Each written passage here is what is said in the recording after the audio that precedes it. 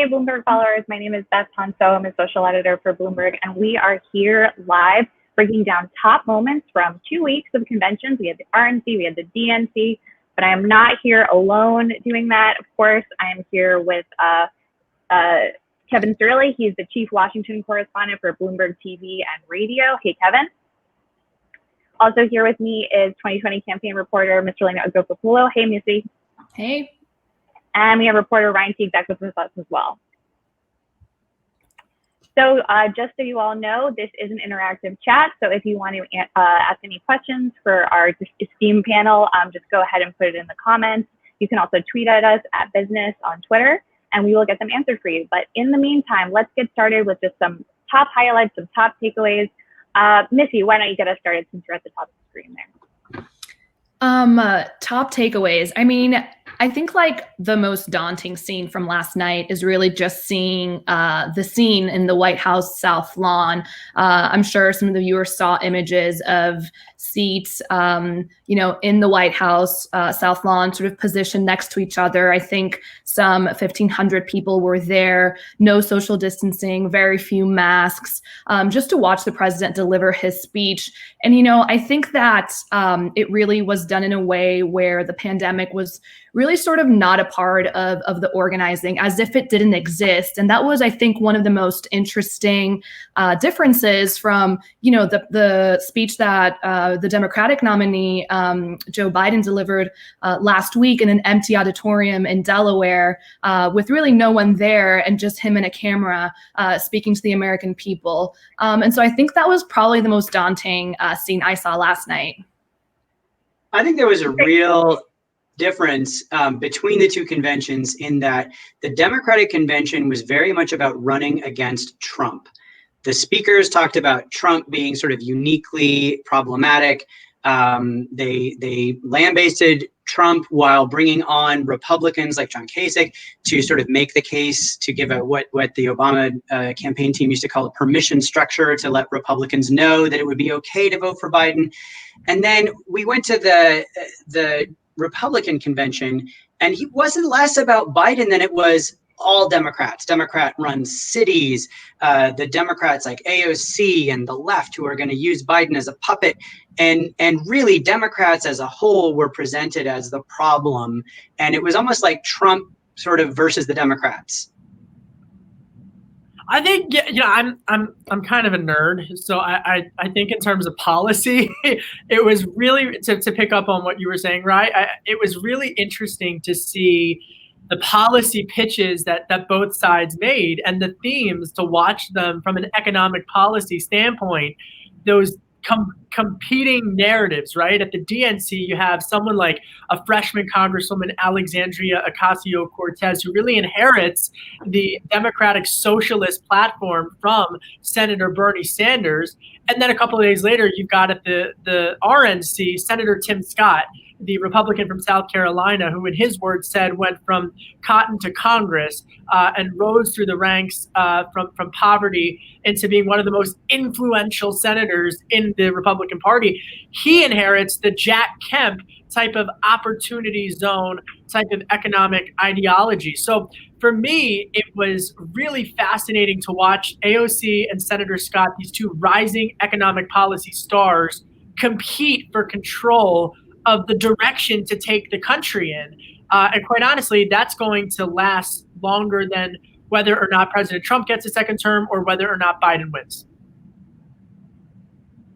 Totally. And do you think, you mentioned the squad, do you think that trying to connect Joe Biden, who's obviously much more moderate, with the squad, with Bernie Sanders, do you think that's going to resonate with voters? For me, look, sure. I think the polls suggest that in terms of the economy, while the president has trailed significantly in polls, and Missy knows this better than anyone, she's tracking like all of those polls, but you have, he's dipped in the polls, but he's still within striking distance of battleground. But on the issue of the economy, he's up by 10 percentage points, according to a Wall Street Journal poll. So, it'll be interesting to see. I think just as on domestic issues, he's trying to connect them to the squad, on geopolitical issues, he's trying to connect them to Beijing.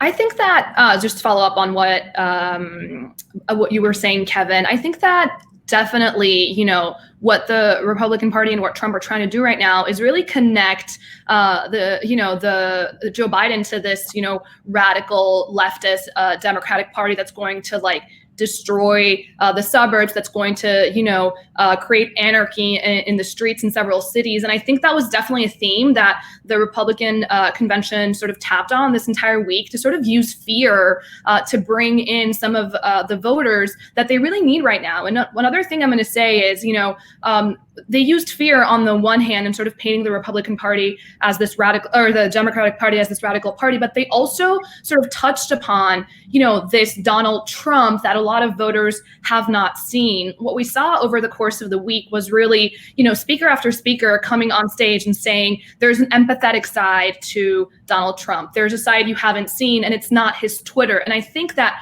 what that pointed to is really the trouble that this incumbent is under, and really this effort from his entire team to sort of paint him as someone who you may not like his Twitter, but you like his policies, and you like his law and order rhetoric that's going to keep cities safe. And you really saw them, push those two points yesterday. And I think it points to the fact that he's low in the polls, and he needs to bring in more supporters, expand his base to really, have a chance to win in November.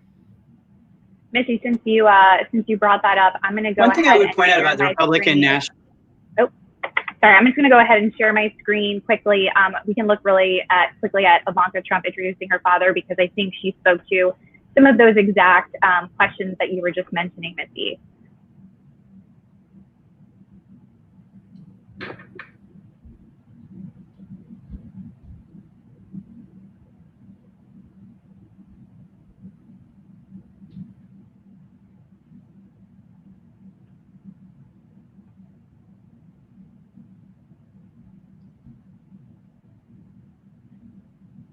So there we go. Just hearing Ivanka introducing her father and using those words, unconventional. We heard sort of that slightly apologetic tone. You may not like his tweets, but you like what he stands for, and you like what he's done. Ryan, did you want to jump in with something on that? Yeah, I think that there is a really something about the Democratic convention was very much on message, and everyone was singing from the same hymnal, which is kind of unusual for Democrats. Whereas the Republican convention, one of the things that happened on sort of topic after topic was that different speakers made really different arguments. So if you watched the people who were testifying to Trump's empathy, which is a thing that we have seen him not display, as he and all right, Ryan, I think we're losing you slightly in terms of your Wi-Fi connection. Widow. I think we're just losing Ryan slightly. So, Kevin, do you want to jump in and talk a little bit about this question of tone while we get Ryan back?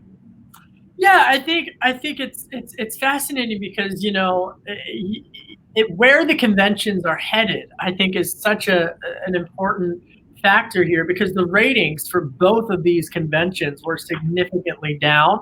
Now, digital viewing was up, and I think in terms of a political strategy, a lot of these candidates and the individuals who spoke, they weren't so much playing for the front pages of the newspapers, or even for what you had for the panels on cable news, which, by the way, was why the president spoke so long last night, was so that he could drown out the cable news panels and just control the message, if you will. It's a classic media strategy. But they were playing for your cell phone. They were playing for right here so that they could go viral in many moments, and that those moments could be utilized in social media feeds. So I was struck by that too. And one thing I think it matters. That's okay, Ryan, you're back. Sorry. Go for it. Sorry. I do think it doesn't really matter that there was a thematic disarray there, because people will find the clip that speaks to what they think. But it was just jarring to hear Rudy Giuliani say, Donald Trump, we need Donald Trump to make America safe because our cities are burning. And then literally seconds later, Tom Cotton gets up and says, Donald Trump has made America safe over the last 4 years. And if you're watching that, which, again, very few of us were watching the whole thing, you're kind of well, that's not the same argument they were just making. And it's the same with the empathy. Some speakers were actually, Donald Trump is really warm in person. But then Ivanka Trump gets up and goes, look, He is who he is, and this is how he acts. But he gets stuff done, which is a very different argument. So I was struck by that. The Democrats did not offer as many contradictions within their speeches. Got it, Missy, go ahead. I was just going to say, on this idea of unity that Ryan's talking about, it was also evident, from the speakers that were there, but I think also from the speakers that weren't there at the Republican convention. So if you look at the Democratic convention, you had, so many former presidents, come to the stage, Jimmy Carter, Bill Clinton, Barack Obama. And then, of course, you had former First Lady Michelle Obama. You had former Democratic nominees like Hillary Clinton, and all of the rivals of Joe Biden during the primaries, including Elizabeth Warren, Bernie Sanders, sort of come to the stage and back this candidate. But on the Republican side, you didn't necessarily get that. You didn't get that many former presidents. You got no Ted Cruz. You got no Bushes. The only person you actually got on the stage was perhaps Mitch McConnell, who really came up there to make the case about why it's important for the Republican Party to hang on to the Senate, and really nothing more beyond that. And so I think that was also very indicative of sort of the tone that the two parties have. One of unity in the Democratic side, and really one of unclarity in the Republican side. Trump had a lot of people named Trump and a lot of people currently working for him. So it was almost like the people who have to speak, like if he says you're speaking, and he did not have other people who had kind of an option. On the Democratic side, I feel like we definitely saw Democrats make the case against Donald Trump. Do you think that they successfully made the case for Joe Biden? Obviously, they spent a lot of time sort of reintroducing him to the American public, but the Republican side, they were saying, not a lot of time spent as much on policy. Kevin, do you think that they did a good enough job in terms of saying these are the reasons why you should vote for Joe Biden as opposed to just why you shouldn't vote for Trump? Look, I think when I talk to Democrats, strategists, and when I talk to sources on Biden's campaign, they're making an ethos appeal. Joe Biden says it all the time. He's fighting for the quote unquote soul of the country. And so the whole pitch was, and yesterday I spoke with Meg Whitman, the former CEO of HP, and of course a Republican California gubernatorial candidate, and she's backing Joe Biden, and so I asked her, are you nervous that should Biden win, he's going to have AOC and Elizabeth Warren's going to have his ear and not you? And she's banking on this idea of a coalition government. And so that's really the tension for Joe Biden that he has to navigate. How does he boost turnout with the base of his party while also peeling off the 70,000 voters who backed former President Obama and then crossed over and voted for Donald Trump? And that part of the country is looking at the events on cable news that are happening in Kenosha very differently than the way other individuals that live in cities are watching and taking in those developments with in their social feeds. And so it's nuanced is, I guess, the bottom line. And I don't think we'll know until we have, some more polling on it. But, President Trump ran as an outsider, and the convention that you had just concluded last night was still very much an outsider's re-election incumbent convention. Understood. And we do have some questions that are coming in from the audience. And a reminder, this is an interactive Q&A. We have an expert panel here who is ready to answer any questions you might have about the RNC or the DNC conventions over the past 2 weeks. And so one that just came in was, what was the role of Vice President Mike Pence and Senator Kamala Harris? How did their speeches go, and what was the role that they came into play on their respective sides? Missy, do you want to kick us off? Yeah, I think that, they both were there to make the case for their respective candidates. I think one, obviously, when we saw Mike Pence take the stage, we very much saw him back the president like he has for his entire tenure as vice president for Donald Trump. But I think perhaps what was most interesting was Kamala Harris's speech, this is the first female Black Indian vice presidential nominee the party has ever seen. And so I think to a large extent that was a very historic moment, but also, it was really her chance to put herself out there to the American people for the first time. I mean, she was announced as the choice for vice president very recently. She hasn't really campaigned for Biden yet. And so it was really a moment for her to really try and show people who she is. And so we saw those moments in her speech, introducing herself, talking about her mother, talking about her, being raised in California and what shaped her life. And so it really was an introduction speech on the side of Kamala Harris to a very large extent.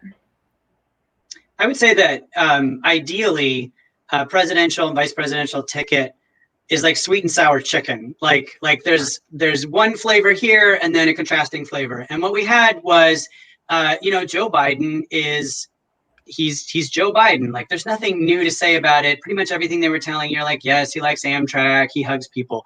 But Kamala Harris was new and exciting and interesting, and she had this life story, and she used an Indian word. I mean, if you were watching Twitter, like South Asians were going wild when she used it. And then on the Republican side, Trump is the spice. Trump is the one who's interesting to watch and says sort of, whoa, what's he going to say next? And whereas Pence is sort of, leavening things and the calming presence. So it's almost the reverse of the usual dynamic where the Veep is either, making things more interesting or going on the attack. Trump is the attack dog and Pence is the reassuring presence.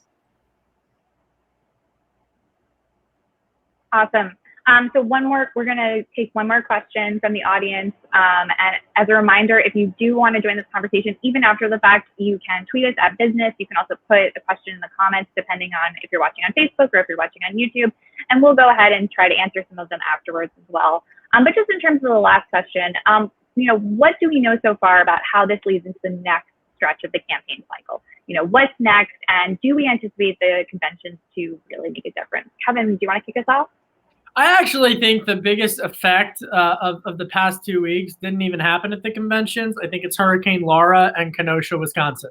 And quite honestly, I think that here's why. Because with Hurricane Laura, it's going to put pressure on some Republican members in the Texas delegation to maybe reverse course on their stance on the fiscal stimulus. And should there be another round of fiscal stimulus, it's going to give the president the opportunity to say he struck a bipartisan deal at a time when Democrats are trying to label him as an extremist. Both sides are obviously doing that. And then with Kenosha, I think clearly we've seen in the past 48 hours just the effect that this is having culturally on the conversation, a much needed conversation about racial inequality in the United States. Look at the sports leagues and also look at the comments in terms of, again, just where this is going to, just how in the past couple of days, you had the Biden campaign scrambling to come out and condemn violence, and you had the Trump campaign scrambling to inject in their speeches rhetoric surrounding what was going on in real time at the convention to Kenosha. So really, I think the Sunday shows will be dominated by Kenosha, and I think those two events matter more than the conventions. Totally fair. Ryan, I would how about just you? end. Yeah, I would just sort of end things by saying, in the lingo of the internet, lol, nothing matters. I'm not even convinced that Kenosha matters because you have both the police violence, which is upsetting. Then you have the protests that get out of control, which is also have a kid sort of radicalized by the internet showing up with a gun and shooting people, which is, it's like, I'm not even sure that everybody doesn't just look at that and have whatever their pre-existing concerns were reaffirmed. I think that if we look at the last 4 years, basically it's changed the polling dynamic since the second week of the Trump administration. And I am not convinced that anything that happens between now and November 3rd is going to change either. Well, that's a bit of a dire prediction. We'll see if that works out. Missy, anything you want to add? Yeah, I mean, I will just say, obviously, we don't really know what effect this had on President Trump, who really did need a polling boost at this point in the race. But, the polls that came out this week showed that the Democratic convention gave Joe Biden virtually no polling boost. And so I think that's important to remember. But I think, what the strategy of the Trump campaign moving forward is going to be is, basically getting the president on a flight and in, several cities across the country, doing events at airports and really trying to campaign on the ground, regardless of the fact that there's a virus. We also heard Joe Biden come out yesterday and say that he's considering hitting the trail.